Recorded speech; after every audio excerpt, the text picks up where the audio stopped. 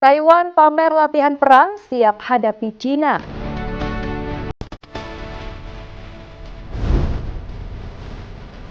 Air terjun merah darah tak pernah beku di cuaca ekstra dingin.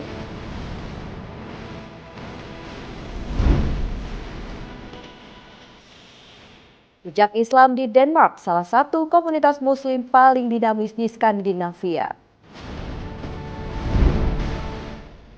Halo pemirsa, apa kabar? Anda menyaksikan Mata Dunia, program yang menyajikan informasi dari berbagai penjuru dunia. Bersama saya, Rustulandari, inilah Mata Dunia selengkapnya.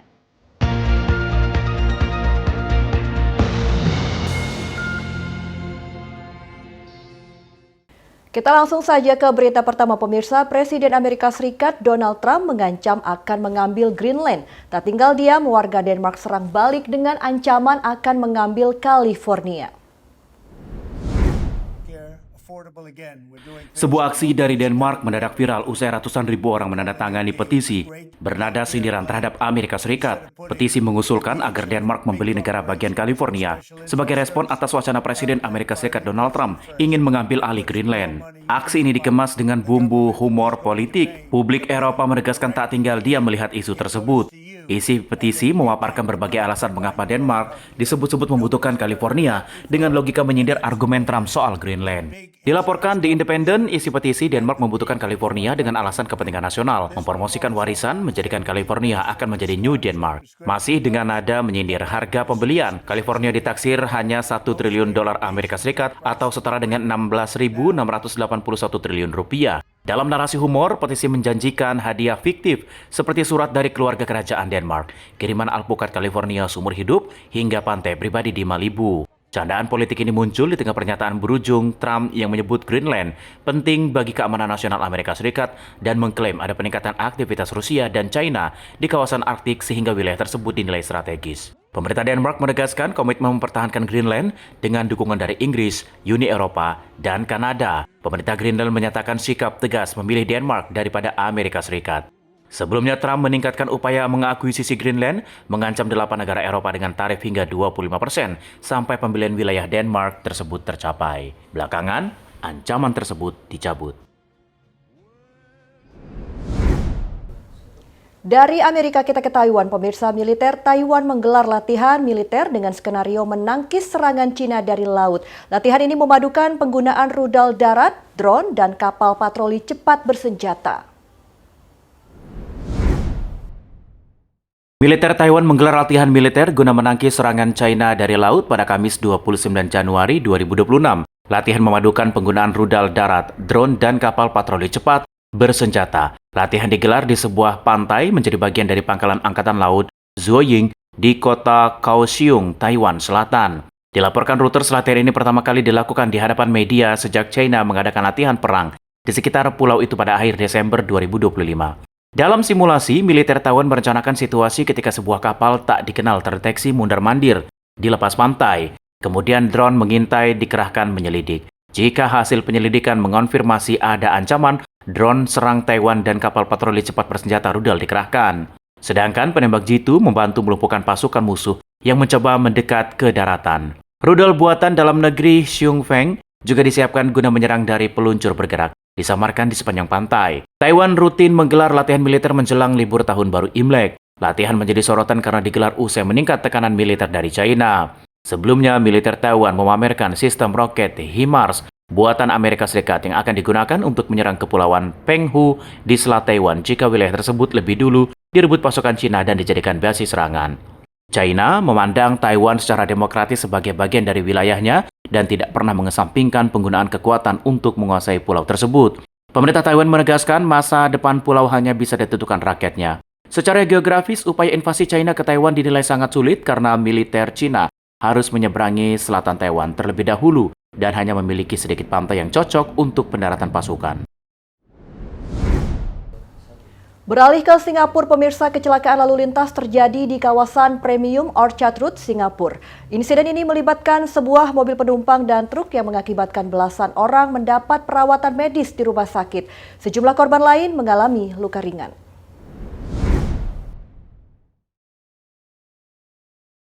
Kecelakaan lalu lintas terjadi di kawasan Premium Orchard Road, Singapura pada Rabu 28 Januari 2026 pagi waktu setempat. Peristiwa ini menyoroti penting keselamatan berkendara di pusat aktivitas perkotaan yang padat. Kecelakaan melibatkan sebuah mobil penumpang dan truk mengakibatkan sedikitnya 13 orang mendapat perawatan medis di rumah sakit. Rinciannya, seorang pengemudi mobil, pria berusia 64 tahun, serta 12 penumpang truk pria berusia antara 30 hingga 51 tahun. Mereka dalam keadaan sadar. 6 korban dibawa ke rumah sakit Tan Tock Seng, sementara 7 korban lain dirujuk ke Rumah Sakit Umum Singapura untuk mendapatkan perawatan lanjutan. Menurut Pasukan Pertahanan Sipil Singapura atau SCDF, 5 orang lain mengalami cedera ringan dan menolak dibawa ke rumah sakit.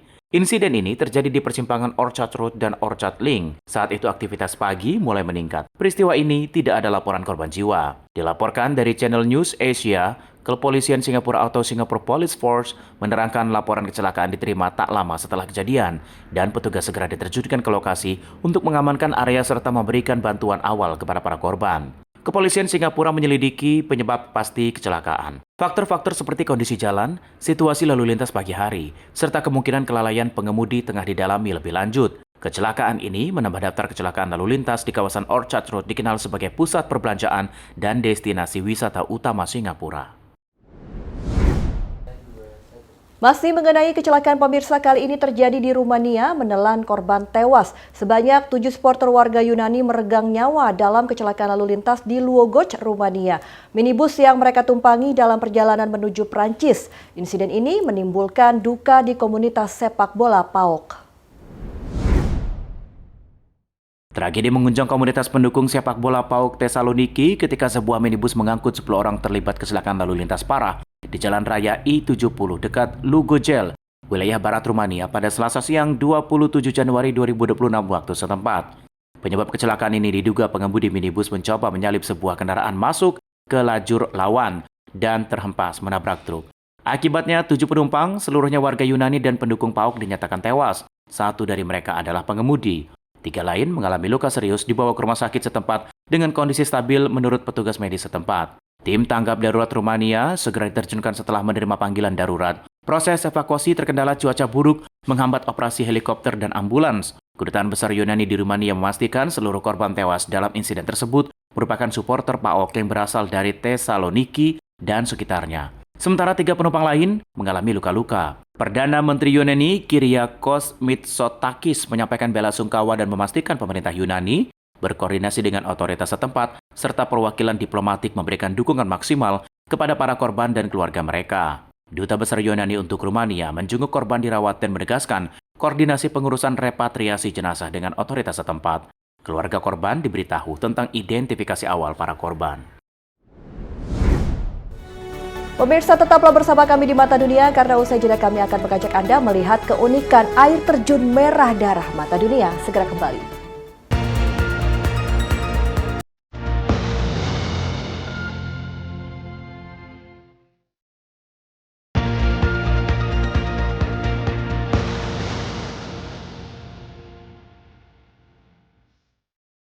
Anda kembali bersama kami di Mata Dunia. Pemirsa, Antartika, benua paling dingin di bumi, menyimpan fenomena alam unik dan langka berupa air terjun berwarna merah seperti darah.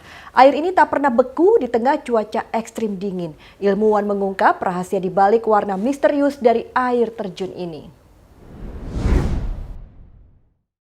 Air terjun berwarna merah seperti darah dikenal dengan sebutan Blood Falls. Air terjun ini terus mengalir dan tidak pernah membeku meski suhu ekstrim mencapai di bawah 0 derajat Celcius. Fenomena alam langka ini terjadi di lembah Tyler, wilayah McMurdo Dry Valleys, Antartika Timur. Air terjun merah darah ini pertama kali ditemukan pada tahun 1911 oleh geolog Australia Thomas Griffith Taylor. Pada awalnya, warna merah menyerupai darah ini diduga berasal dari alga. Namun penelitian ilmiah terkini menyimpulkan bahwa warna merah tersebut berasal dari air asin yang kaya zat besi. Air tersebut terperangkap di bawah gletser selama jutaan tahun dalam kondisi tanpa oksigen. Saat air kaya besi itu keluar ke permukaan dan terkena oksigen, terjadi proses oksidasi menyebabkan air berubah warna menjadi merah gelap seperti darah. Kandungan garam sangat tinggi membuat air terjun ini tidak membeku, meski suhu di sekitarnya bisa mencapai minus 20 derajat Celcius. Peristiwa ini menjadikannya salah satu fenomena paling unik dan langka di planet bumi. Para ilmuwan menyebut ekosistem mikroba di dalam air terjun ini mampu bertahan hidup tanpa sinar matahari dan tanpa oksigen. Temuan ini dinilai penting untuk mempelajari potensi kehidupan di planet lain seperti Mars dan bulan es di tata surya. Air terjun merah darah ini menjadi objek penelitian internasional dan dilindungi secara ketat karena memiliki nilai ilmiah tinggi bagi dunia sains. Dikutip dari National Geographic, Jill Mikuki, mikrobiolog Universitas Tennessee, mengatakan blood falls memberi gambaran kehidupan bisa bertahan di kondisi sangat ekstrim, dan ini sangat penting untuk penelitian astrobiologi. Kita beralih ke informasi lain, pemirsa. Lisa Blackpink diperkenalkan sebagai Amazing Thailand Ambassador dalam acara Amazing Thailand Ambassador Exclusive Night. Acara megah ini digelar Tourism Authority of Thailand di Wat Arun Ratchawaramahavivan di Bangkok. Lalisa Manobal atau akrab disapa dengan Lisa, seorang anggota grup K-pop Blackpink, resmi ditetapkan sebagai Amazing Thailand Ambassador oleh otoritas pariwisata Thailand dalam sebuah acara eksklusif yang digelar di Wat Arun, Temple of Dawn, Bangkok pada akhir Januari 2026. Acara Amazing Thailand Ambassador Exclusive Night digelar pada 28 Januari 2026. Kegiatan ini diselenggarakan oleh Tourism Authority of Thailand sebagai bagian dari strategi promosi pariwisata global. Wat Arun atau Temple of Dawn dipilih sebagai lokasi acara karena nilai sejarah dan ikoniknya. Kehadiran Lisa di tengah kemegahan arsitektur Wat Arun menciptakan perpaduan antara warisan budaya dan citra modern Thailand. Tat resmi memperkenalkan Lisa sebagai wajah baru pariwisata Thailand di kancah internasional. Penunjukan ini didasarkan pada pengaruh global Lisa sebagai aktris K-pop dunia. Dalam perannya sebagai Amazing Thailand Ambassador, Lisa akan terlibat dalam berbagai kampanye promosi internasional sepanjang tahun 2026. Kampanye tersebut akan menyoroti keindahan alam budaya dan tradisi Thailand. Tat menyatakan kehadiran Lisa diharapkan dapat menarik minat wisatawan global khususnya generasi muda. Langkah ini menegaskan komitmen Thailand dalam memperkuat posisinya sebagai destinasi wisata kelas dunia. Dari Bangkok kita ke Afrika Selatan, pemirsa. Afrika Selatan menyimpan tambang emas terdalam di dunia, namanya Mponeng, menembus ribuan meter di bawah tanah. Meski dipenuhi risiko ekstrim, tambang ini menjadi penghasil emas raksasa dengan proses penambangan sangat menantang.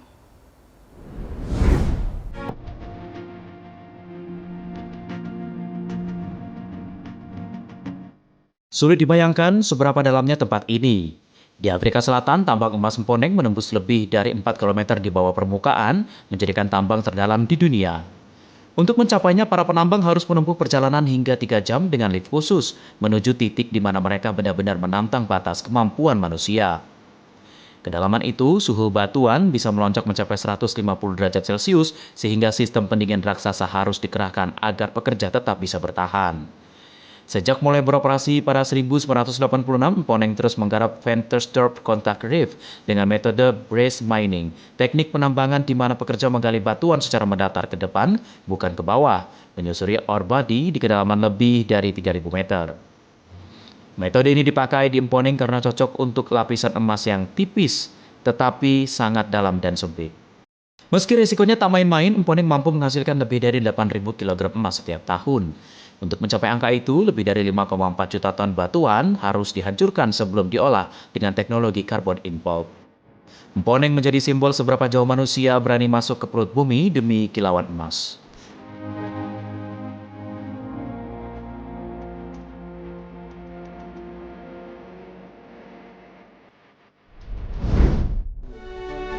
Pemirsa, tetaplah bersama kami karena usai jeda kami akan mengajak Anda untuk melihat jejak Islam di Denmark. Mata Dunia segera kembali.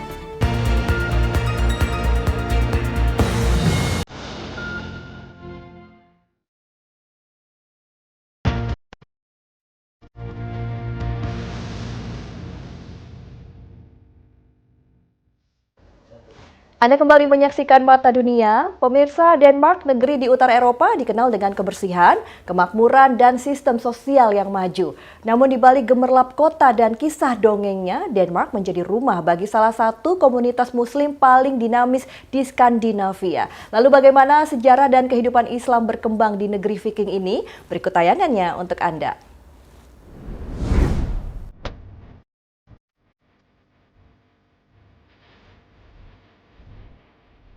Selamat datang di Denmark. Secara geografis, Denmark terletak di utara Eropa dan menjadi gerbang antara daratan benua Eropa dan Skandinavia. Negara ini terdiri dari lebih 400 pulau dengan iklim laut yang sejuk dan garis pantai yang panjang. Ekonomi Denmark bertumpu pada teknologi, energi angin, farmasi, serta sistem kesejahteraan sosial yang kuat, sehingga menjadikan Denmark salah satu negara dengan tingkat kebahagiaan tertinggi di dunia menurut World Happiness Report. Selain itu, Denmark memiliki sejarah panjang dari masa Viking hingga menjadi monarki modern.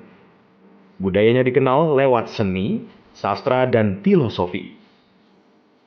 Nama-nama seperti penulis Hans Christian Andersen dan filsuf Søren Kierkegaard menjadi ikon dunia. Namun, sejarah Islam di Denmark baru berkembang pesat pada abad ke-20 seiring berdatangnya imigran dari Turki, Pakistan, Irak, Bosnia, dan Somalia.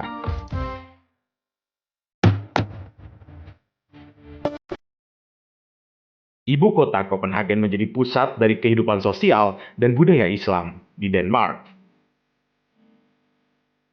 Di distrik Nørrebro, suasana multikultural terasa kuat. Restoran Timur Tengah berdampingan dengan toko roti Denmark tradisional. Masjid terbesar di kota ini, Imam Ali Mosque, berdiri megah di pinggiran kota, menjadi simbol toleransi dan dialog antar agama. Sementara di tengah kota, patung The Little Mermaid dan Christiansborg Palace tetap menjadi saksi bisu sejarah Denmark modern. Patung ikonik itu bahkan pernah dijadikan simbol protes dengan dipakaikan jilbab sebagai bentuk kritik terhadap isu Islamofobia.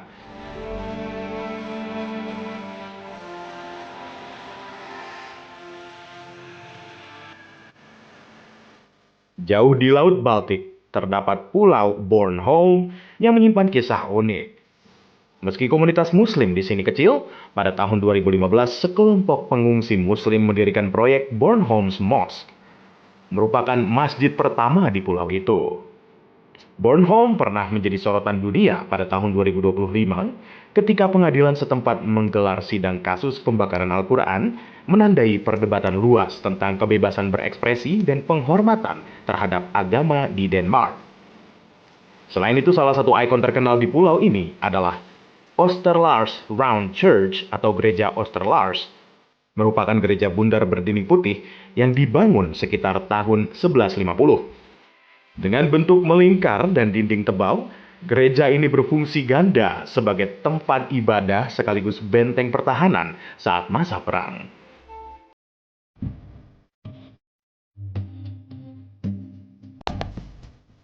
Selanjutnya, kota terbesar kedua di Denmark, Aarhus, juga memiliki komunitas Muslim yang aktif.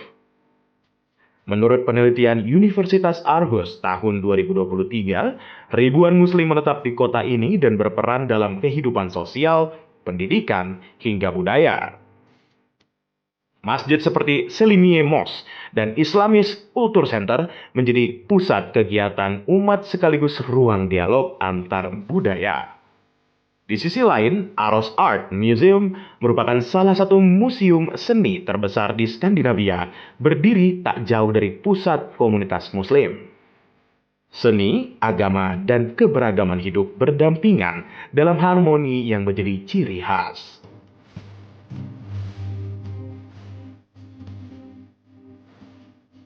Dari Copenhagen hingga Bornholm, dari Nørrebro hingga Aarhus, Islam kini menjadi bagian dari wajah baru Denmark. Negeri dongeng ini terus menulis kisah nyata tentang keberagaman dan toleransi di tengah modernitas Eropa. Pemirsa, kecerdasan buatan atau AI dan pencetakan 3 dimensi bisa merevolusi pembuatan mobil mulai dari tahap desain hingga manufaktur. Sebuah usaha rintisan di Amerika Serikat memproduksi mobil dengan teknologi mutakhir memungkinkan pembuatan suku cadang secara lebih mudah dan khusus dibanding manufaktur tradisional. Dan berikut tayangannya untuk Anda. Industri pembuatan mobil tidak banyak berubah dalam 100 tahun terakhir karena tidak efektif, menurut inventor dan perancang mobil Kevin Zinger. It took too much time and too much capital and was too risky because all of that time and capital went into a set of industrial cookie cutters that couldn't be changed. They could only cut the same cookie. Kevin dan putranya Lucas berupaya mengubah hal itu dengan menggunakan kecerdasan buatan untuk merekayasa suku cadang yang diproduksi dengan pencetak 3 dimensi yang lebih ringan dan lebih mudah dikustomisasi dibanding manufaktur tradisional. But if you want to change that part, you'd have to make a new casting mold. So re-engineer your entire casting mold just to make one design change. In our process, we just re-optimize with the software, we print it on our 3D printers in metal, perfectly optimized, wasting no material. And if you want to make a design change, within days we can have a new part to you. Zinger 21C mereka adalah salah satu penemuan terbaik tahun 2023 menurut versi majalah Time. Kevin mengatakan mobil ini memiliki mesin hibrida yang bertenaga dan menghasilkan hampir 1.400 tenaga kuda. This car symbolizes the transition from a built world, like physically human built world that's analog, to a completely new, much more efficient world, a world that is much more in harmony with nature because it minimizes material and energy use. Menurut Kevin, ini adalah pendekatan yang menurunkan emisi karbon industri dan mendemokratisasi desain mobil karena memungkinkan produsen lokal dimanapun untuk membuat suku cadang terkustomisasi. Ya pemirsa, informasi tadi sekaligus menutup perjumpaan kita di Mata Dunia kali ini. Saksikan terus Mata Dunia hanya di Berita Nasional TV. Saya Restu Andari beserta kru yang bertugas pamit undur diri. Terima kasih dan sampai jumpa.